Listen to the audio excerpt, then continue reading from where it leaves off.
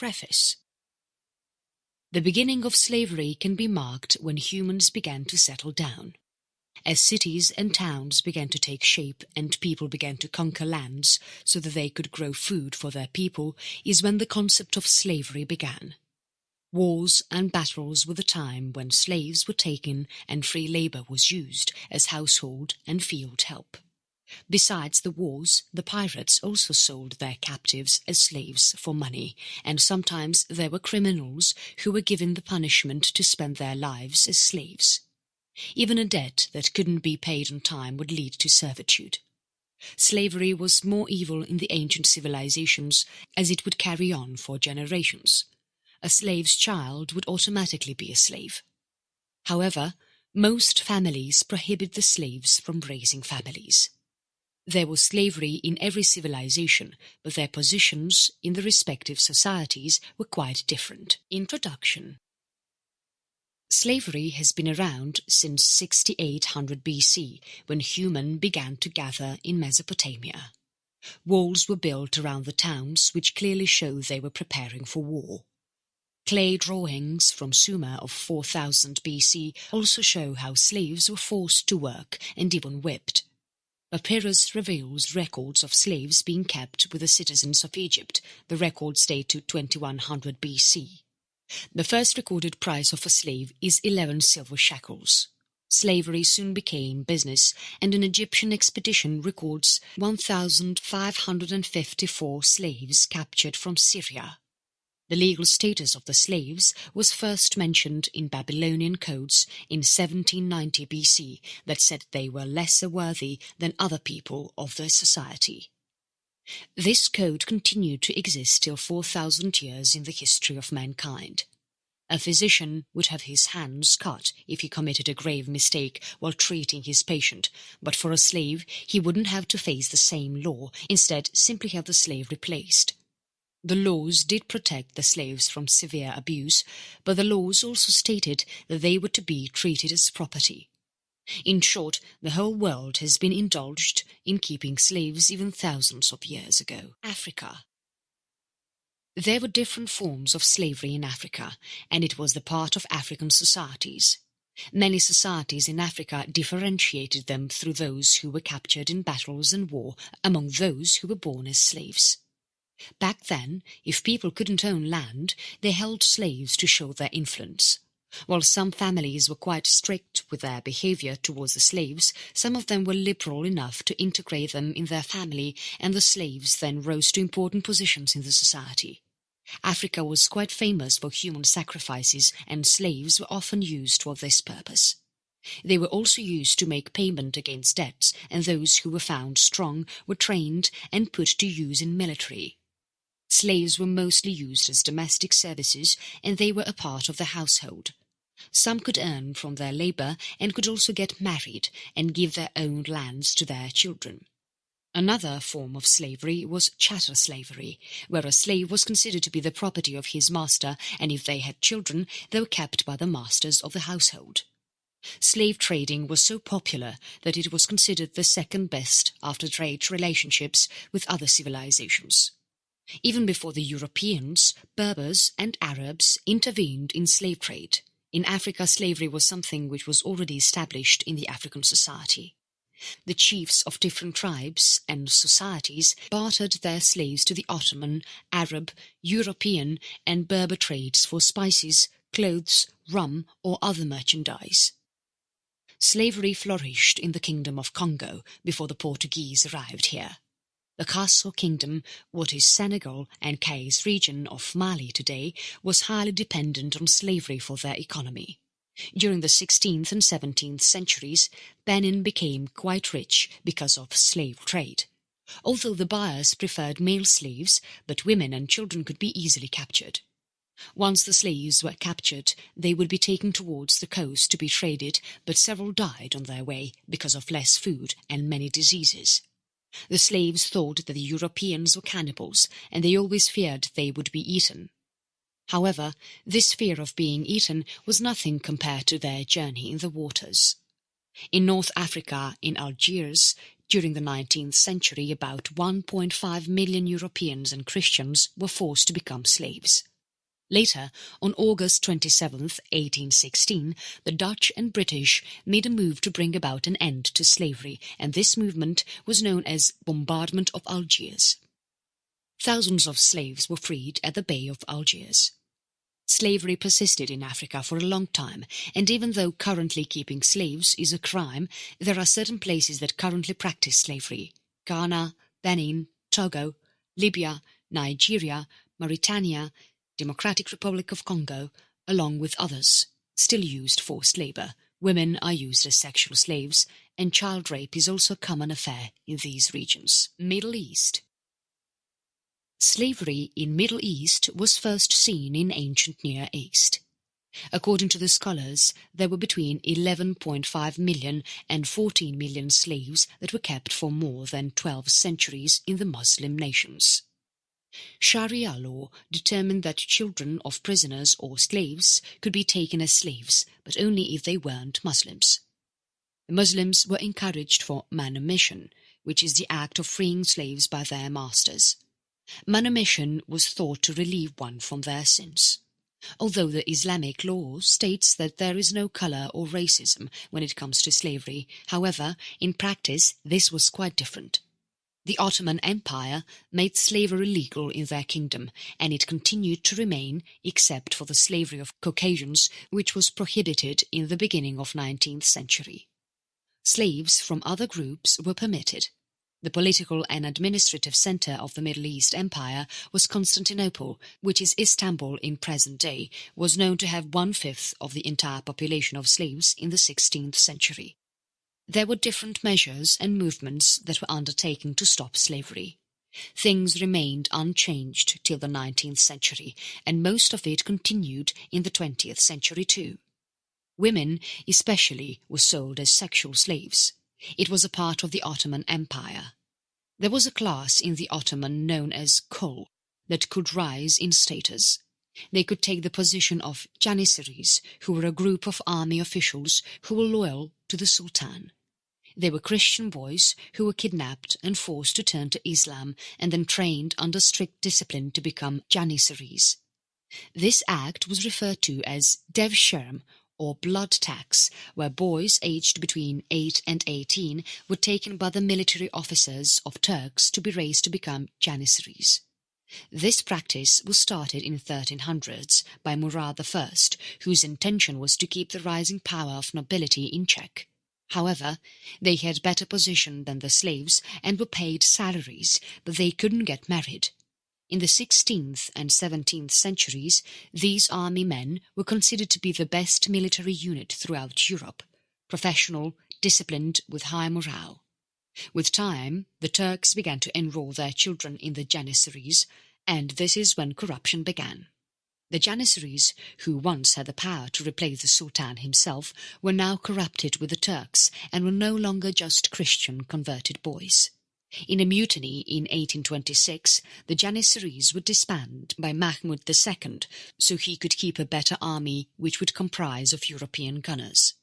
Leaders in the Janissaries group were killed, and the younger ones were caught and exiled or thrown in the prison.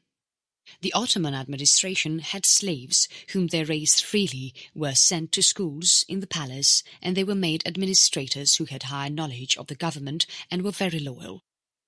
Many Assyrian, Armenian and Greek Christian children and women were taken as slaves by the Ottoman Turks in the 18th and 19th century persecution campaigns against the Christian community. There were many slaves taken in World War I too. Compared to the European and Atlantic slave trade, Islamic trade lasted much longer, and Sudan and Mauritania still have some traces of slavery left today also.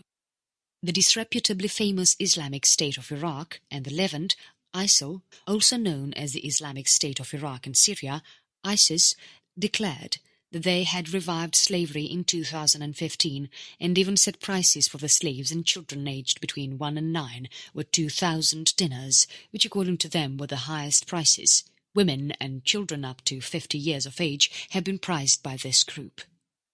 Sex slaves were sold by them to Persian Gulf states, Turkey and Saudi Arabia. Americas. British and French Caribbean. The French and British controlled slavery in the Caribbean. Some of the important slave societies in this region were Barbados, Guadeloupe, Lesser Antilles Islands of Barbados, Antigua and St. Kitts. There were a lot of African slaves used in this area, and slowly when they began producing sugar by the end of 17th century, slaves became an important part of their industry. Each year, on an average, about 13,000 African slaves were imported to the French West Indies. The business of slavery was thriving so much that in 1685 Louis XVI passed a law that gave some rights to the slaves, and the masters were obligated to provide their slaves with basic amnesties to their slaves, such as food, clothes and things that were required for welfare of the slaves. In 1794, trade of slaves was abolished by the French First Republic, but in 1802 Napoleon I annulled that diktat in Haiti. Jean-Jacques Dessalines served the French army against the Spanish and British, and his abilities soon led to his rise in post. He was born a slave and worked for 33 years in the sugar plantation till rebellion of slaves in 1791. This rebellion was the first step towards Haitian Revolution. However, his rules were at times so harsh that even the blacks felt that they were being enslaved once again.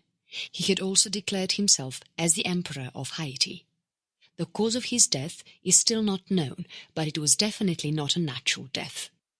Once again the Republic abolished slave trade in 1815, but the decree was brought into effect only in 1826. In 1848, the French once again abolished slavery in all the colonies with general and unconditional emancipation. In 1833, Whitehall in England declared that by 1840 all the slaves in their regions would be free, and for the time being they were asked to continue working in their respective plantations. All the slaves were given the status of an apprentice until 1840. In 1834, on the 1st of August, a group of Negroes who were elderly were addressed by the government in a government house about the new lords, chanted "Point de 6 ans," which means not 6 years, no 6 years. They continued their peaceful protest and ultimately their voice was heard. Trinidad became the first British colony with slaves to have abolished slavery on August 1st, 1838. Soon, the other nations were also pressurized to abolish slavery in their respective nations, and France soon followed the footsteps of Great Britain. Haiti was already free, and only a few islands in the Lesser Antilles were now controlled by the French. Indigenous people. Debtors and prisoners of war were the ones who suffered slavery in pre-Columbian Mesoamerica. Those who were not able to give back their borrowed money were made slaves and had to work till the debt they owed was paid off. The Mayans were always on their lookout for slaves to put them to work for constructing temples and use them as human sacrifices. The Aztec writings prove that about 84,000 people were sacrificed when a certain temple was inaugurated in 1487. However, unlike most other places, the children of the slaves were born free. The Inca Empire had a different system to extract work. Whether or not this was slavery or not isn't quite clearly yet. Every family in the empire was supposed to send a worker to work for the taxes they owe the government. This mandatory public service was known as mita. Later on, the Spaniards also adopted this form of extracting labor work from families, which was extensively used in the silver mines, Bolivia. Among other tribes and societies that practiced slavery were Caribs of Dominica, Tehuelche of Patagonia, Yurok, which was a fishing society that stayed along the coast, now Alaska, Klamath, Comanche of Texas, and Pawnee. The Tlingit and Haida were also famous for slave trading.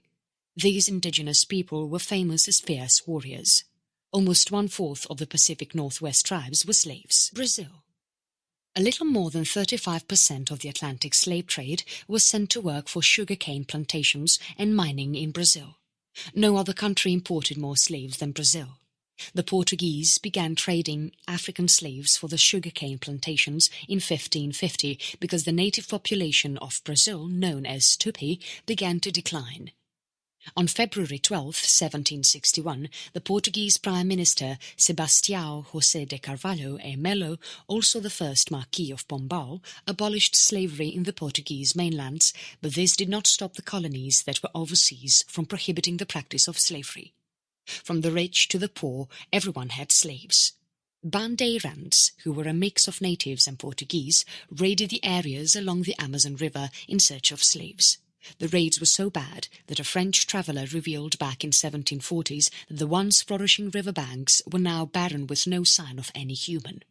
In southern Brazil and Paraguay, people, specifically the Jesuits, prepared Jesuit Reductions that were a type of settlements constructed in the 17th and 18th centuries for the indigenous people in South America. These Jesuit reductions were built to fight the people who wanted to enslave the local people, and they existed even in the 19th century. The indigenous people captured were taken to work on rubber plantations. Abolition of slavery in Brazil. The escaped slaves from Brazil and other countries such as Cuba, Suriname, Jamaica and Puerto Rico formed villages which were known as quilombos or palenques. These were known as Maroon communities. The Maroons made a living by hunting and growing vegetables. They also attacked plantations sometimes and robbed livestock and burnt down the crops. They killed the slave masters of the plantation and asked their slaves to join them. A French painter of the 19th century by the name of Jean-Baptiste Desprez played an important role in bringing up the subject of slavery to help abolish it through his paintings. Another group of reformers by the name Clapham Sect also helped in stopping the ongoing slave trafficking.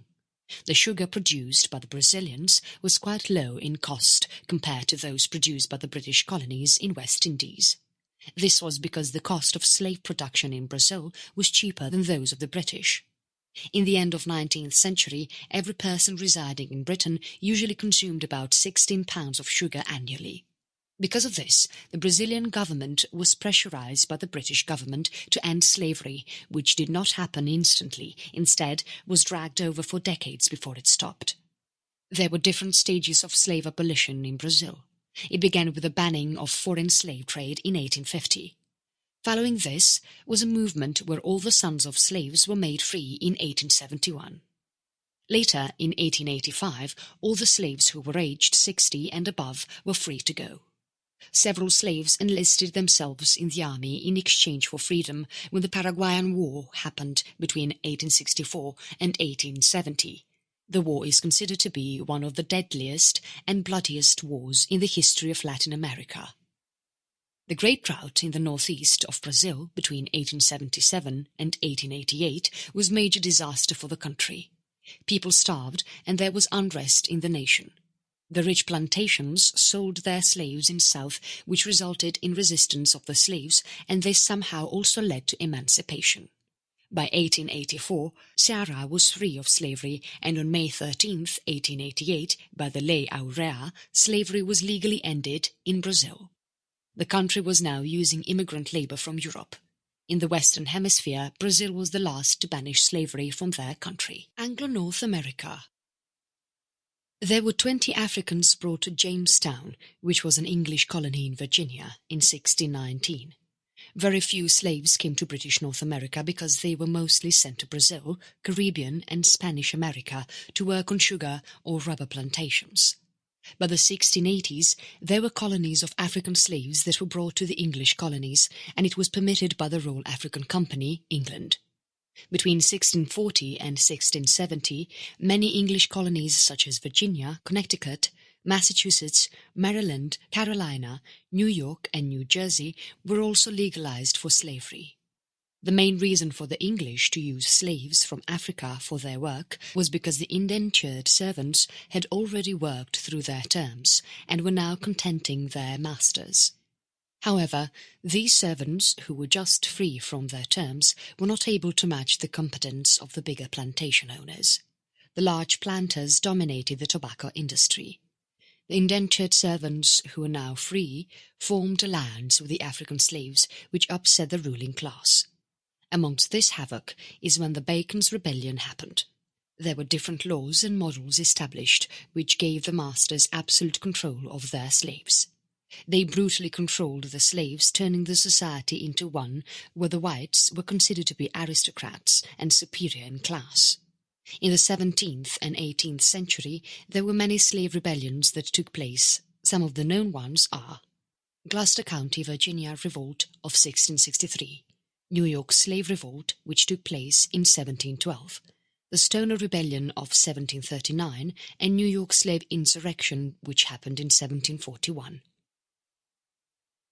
Early United States law. In 1777, Republic of Vermont banned slavery in its constitution and upheld the same in 1791, when it became a part of United States.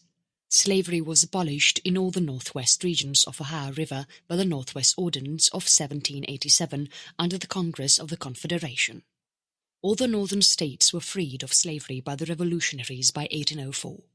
What remained were some slaves who were of a certain age and were converted to indentured servants lawfully and wilfully.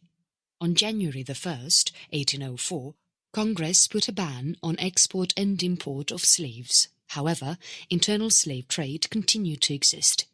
Despite the protests and different movements, the free blacks faced racial discrimination until 1833. Slavery continued to exist in Canada legally. However, later on, after 1833, Canada became a place where the slaves could take refuge in. They used the Underground Railroad and made their way to the north. In 1854, when the Kansas-Nebraska Act was passed, there was a clash in the Kansas region to whether it would be taken into the Union as a free state or a slave state was completely on the decision of the inhabitants. A group of pro-slavery who defended the act of slavery, saying that the economy would collapse without slaves, came to Kansas from Missouri and formed a regional government which did not include the abolitionists. They tried to establish a pro-slavery constitution in the state through violence. The supporters of sovereignty. The Northern Democrats were angered by this act, and there, to add fuel to this fire, was the delay of Buchanan administration that were unable to submit the Constitution to a referendum. The anti-slavery policymakers went along with the Republican Party, which was just formed. In 1857, in the Dred Scott decision, the Supreme Court declared that one was free to take property anywhere, even if the property was chattel and the individual had crossed into a free territory. It also declared that the African Americans could not be state citizens. Outraged critics did not accept any of this, and the power of the slaves, who were politically organized, increased in the country. Civil War. United States had a population of 4 million people. The North had just 1% of blacks living there, while 95% of their population was concentrated in the South. In the 1850s, the main problem in politics was that slavery was being extended to the western regions, which the people of North did not like and opposed the idea. Because of this, the Whig Party dissolved and was replaced by the new Republican Party in North. This party was keen on addressing the expanding slavery problems. The Republicans got majority in all the northern states and sent out a message that slavery was something which was not acceptable in the modern society and was a hindrance in the modernization of the economy. There were many policies that were forwarded as compromise, but they never made it ahead. Majority voters in the North wanted to stop slavery from expanding, which they thought would eventually bring an end to slavery. The voters in the South were not happy about the treatment they were getting. In 1860, Abraham Lincoln and his party won, and he became the first president of the United States of America. Some of the southern states believed that the power of cotton industry would overpower the North and also get the support from Europe. Keeping in mind these thoughts, the Confederate States of America was formed, which promised to uphold slavery. There was conflict among two sides, and a war broke in the month of April on 1861. Both the sides had enthusiastic young men, and new energetic armies were formed on both the sides. The northern states aimed on preserving the Union because they wanted to uphold American nationalism. The northern leaders were now aware that something had to be done about the slavery in the South. The proposal for compensation emancipation announced by President Lincoln was rejected by all the border states. Leaving aside Delaware and Kentucky, abolition of slavery had already begun in 1865. President Lincoln had issued an executive order of emancipation proclamation on January 1st, 1863. The order changed the face of United States government when all the 3 million slaves to now designated as free. If a slave ran away or was freed by the federal troops or escaped the Confederate government, they were free. The owners of the plantation became quite strict with their slaves and moved them deeper in South and kept them away from the Union Army.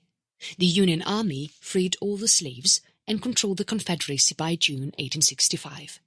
The owners were not compensated, and more than 200,000 blacks and freed slaves fought alongside the Union Navy and Army, earning themselves the position of citizens in the United States.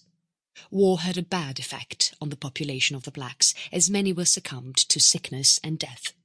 Once the liberation happened, several chose to continue working on the plantation, and many took refuge in the camps that were run by the Freedmen's Bureau. In the camps, they were given housing, clothes, food, medical help, church facilities, legal support, and also contracts for labor jobs.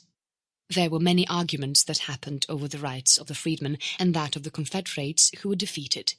Among these debates, there were many black leaders who were assassinated, and this period is known as the Reconstruction Era, which is considered to be between 1863 and 1877. Although after 1877 the Democrats regained their power and once again controlled the southern states, but slavery was never established back. The blacks had lost all their power which they had gained, and in 1900 they were not allowed to vote too. They were now living in poverty and worked as tenant farmers or labourers, and they were now just second-class citizens. There were very few who owned land. The Baptist church that the black went to was their centre of community, and here is where their leadership also existed. Classic Era. Greece. Slavery in ancient Greece began in Mycenaean Greece, although the exact origin of it is unknown, but it was definitely an important part of the economy once the cities were established. Most of the citizens of Athens had at least one slave, and the Socratic dialogues mention that it was necessary to have one, and not just simply a necessity. Rome. Slavery among the Romans was taken from Greece. The Romans had a habit of enslaving the entire population as they extended their boundaries and made them work in their quarries, farms and homes. The Britons, Germans, Jews, Berbers, Thracians, Arabs and Slavs, along with many more tribes, were used as sex slaves and gladiators. Runaway slaves would be crucified. Middle Ages. Venice. The Eastern Mediterranean and the Black Sea was controlled by Venice from 12th and 13th century respectively. Georgians, Slavic, Turks and Baltic, along with other ethnic tribes from Caucasus and Baltic Sea, were traded as slaves. Once the Baltic and Slavic groups became Christians during the late Middle Ages is when European slavery came to an end. There was no rule that stated that slavery was to be inherited, and slowly slavery turned to indentured service or forced labour. In the mid-14th century to the 18th century, the North Africans sold slaves from Portugal, Italy, England, France and Spain. This has been mentioned in the book of Christian Slaves, White Masters. However, the same book also mentions that white slavery was reduced because the Europeans were preferred to be treated as evil colonists and not just victims. The Tartars, in 1575, captured about 35,000 Ukrainians, 40,000 in 1676 and about 60,000 in 1688. Most of the people were sold as slaves. British Isles. Debt slavery, voluntary slavery and slaves from war had existed in British Isles even before 1066. Slaves were bought and sold, and the slaves also ran away from their masters. Slavery was not as important in British Isles in the Middle Ages. After the Norman Conquest law did not support slavery in the system, and the slaves became a part of the serfs. Mongols. The Mongols were famous for taking slaves, and in the 13th century they captured thousands of people from their raids, whom they sold as slaves in Sarai or Karakorum in all over Eurasia. They usually took women, skilled men and children. Many slaves were also shipped to Novgorod, where there was a slave market. The Genoese and Venetian merchants were usually the people who handled slave trade in the Middle Ages with the Golden Horde, a Mongol by the name of Batu Khan initially. When the Golden Horde was under Khan Toktamish, Moscow was sacked in 1382. The whole city was burnt down and thousands were taken as slaves. Within a decade, about 10,000 Eastern European slaves were sold between 1414 and 1423 in Venice. Slave trading was organized by the Genoese merchants from Crimea to Mamluk Egypt. The Astrakhan and Khanates of Kazan raided Russia to capture slaves, and there are a total of 40 raids that the Russians have recorded in their books in the first half of 16th century. Crimean Khanate was formed after Haki I Giray broke away from Golden Horode in 1441. The Khanate had slave trade relations with Middle East and Ottoman Empire till the 18th century. Slavic peasants were taken as slaves in harvesting of the steppe. There were 30 big Tartar raids recorded between 1558 and 1596 in the Muscovite territories. Moscow was an open target for taking slaves. Crimean Khan, Mehmed Giray, along with his Kazan, took away many slaves in 1521. The Tartars of Crimea sacked Moscow again in 1571, once again, and burned down the whole city except Kremlin. Thousands were taken as slaves. 75% of the Crimean population was slaves. Scandinavia and Vikings. About the year 793, the Norse were used to capturing all those who were weaker than them. The people from Western Europe, who were the Frisians, Franks, Irish, Anglo-Saxons and Brittonic Celts, were all taken slaves by the Norse, who called them thralls. Slaves were sent to colonists who were staying in Iceland too. From the 6th century to the 11th century, slavery was an important part of the economy of the Norse. Raids were made along the Volga River and the Slavs were terrified and then taken as slaves.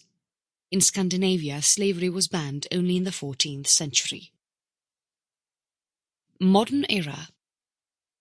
Spain. African slaves were first used by the Spanish on Hispaniola and Cuba islands as labor. There was too much disease that spread in these islands, and labor was short. The African slaves filled the requirement of manual labor, and the Spaniards made themselves busy in the Atlantic slave trade. King Ferdinand II of Aragon had issued the Leyes de Burgos, which were a set of rules that explained the relation between the Spaniards and the indigenous slaves, which was considered as validating structure of compulsory Indian labor in the country. The Spanish missionaries wanted to change this and protect the conquests and slavery. They said that capturing these people was itself not justified. Later on, the Leyes de Burgos was reformed and Leyes Nuevas was passed. Finally, on November 25, 1542, the emperor abolished slavery. The Bill of Leyes Nuevas was defended by some of the top Spanish jurists and theologists who said that slaving people was unjust and unlawful. This included slavery that the Spaniards practiced on the natives and slavery that the natives practiced among them too. This made Spain the first country in the world to have abolished slavery. The colonies of Spain, however, still had slaves, especially in Puerto Rico and Cuba, where sugar production was done. Spaniards in Puerto Rico used African slaves till 1873 for another 13 years more in Cuba until 1886. British slave trade. In the beginning of 17th century, the British played an important role in the Atlantic slave trade. Slavery was legal in Canada and all the American colonies. The blacks formed the major part of the slaves, but along with them were whites and even some Britons who were made slaves. After many abolitionist movements and rebellions, which were led by William Wilberforce and a few other leaders, the Parliament of Britain in 1807 made slave trading illegal within the Empire in the Slavery Abolition Act 1807. Britain then fought slavery and its trade, and there was another act passed in 1833, Slavery Abolition Act 1833. About 150,000 African slaves were freed from 1,600 ships by the West Africa Squadron between 1808 and 1860. The West Africa Squadron was formed by the Royal Navy, who were based at Portsmouth, and their main aim was to bring an end to the Atlantic slave trade by patrolling the West African coast. African leaders who denied following the instructions were strictly punished. More than 50 African rulers signed the anti-slavery treaty. Joseph Sturge played an important role in suppressing slavery in different countries. He formed the Anti-Slavery International in 1839, which is also the world's oldest international human rights organization. Netherlands. Slavery was illegal in the country of Netherlands, but this did not keep the Dutch from using slaves. The Dutch slave coast, where lay modern Togo, Ghana, Nigeria and Benin, were the main areas where they traded in slaves. They shipped to Brazil, and later in the 17th century they were supplying the Spanish colonies with slaves. Ghana and Suriname were the major markets for slaves in 17th, 18th and 19th centuries. There were 10 fortresses from where they supplied slaves across the Atlantic. Netherlands was the last country to abolish slavery. Although the law of abolishment was ratified in 1863, it took 10 years for the transition to complete. This was mentioned in the law. Suriname was free of slavery only in 1873. Barbary Corsairs or Ottoman Corsairs. They were pirates and traded in European slaves from their main ports in Rabat, Algiers, Tripoli, Tunis and Sale. This region was referred to as the Barbary Coast in Europe. Barbary came from the inhabitants living here who were known as Berber. Europe was terrorized from their raids between 16th and 19th centuries. They captured thousands and asked their families for ransom. Some were sold and some they used as slaves for them. When North Africa was conquered by Europe and the naval fleets of the Ottoman Empire declined in power is when the raids became lesser. Modern Europe. Soviet Union. The government of Soviet Union under Stalin was harsh, and they put prisoners, political prisoners and street children into gulags, which was said to be a corrective labour colony. However, it was a labour camp where these people had to work under severe, harsh conditions. There were 14 million people who were working here when it existed.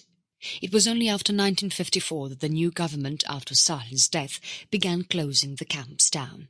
The MVD order issued in January 1960 finally terminated GUR. Germany. Like the Russians, the Germans too ran labour camps, and there were different categories in them. The Jews were forced to attend these camps. They worked on the farms, bridges, railroads, and wherever the Germans found it necessary. This was more of forced labour rather than slavery. Asia. Ancient China. Between 221 BC and 220 AD, slavery was practiced in the Qin dynasty and Han dynasty. Men who were found guilty of rape were published with castration and were made eunuch slaves. In the rule of Qin government, the property of the punished prisoner was confiscated and even the family members were taken as slaves. Emperor Gao of the Han dynasty freed the slaves who were taken from wars and made to work in the farms. However, the same rule was followed for men found guilty with rape or other criminal activities. They were castrated and made slaves or had to undergo 3 years of hard labour. The families of the guilty would also suffer as they were taken as the property of the government. China. The Tang dynasty bought slaves from different red-eyed Jews. These slaves belonged to different parts of the world. Inner Mongolia, Persia, Turkey, northern India, Korea, Central Asia, Thai, and others. Slavery was prevalent for long, and it was only in 1910 that it was made illegal. India. The Islamic invasions in India led to enslaving of the people here. British India abolished slavery in Act 5 of 1843. Korea. The Gabo Reform of 1894 abolished slavery from this nation. Southeast Asia. The Khmer Empire, or the Angkor Empire, which is modern Cambodia, whose rule is considered to last from 802 to 1463 under different rulers, had kept the most number of slaves. The Austronesian people in Philippines practiced slavery. The Toraja society in Indonesia practiced slavery. Conclusion. Slavery is a cruel practice that began in the Kuhn society. It shows how the strong and rich and overpower the meek and poor. Slavery is something inhumane, and to think that it existed is harrowing. Although slavery is illegal throughout the world, there is still some part of it existent in the society in an illicit way. Social reforms and hundreds of organizations still look out to help people who have somehow been forced to work for people against their wishes.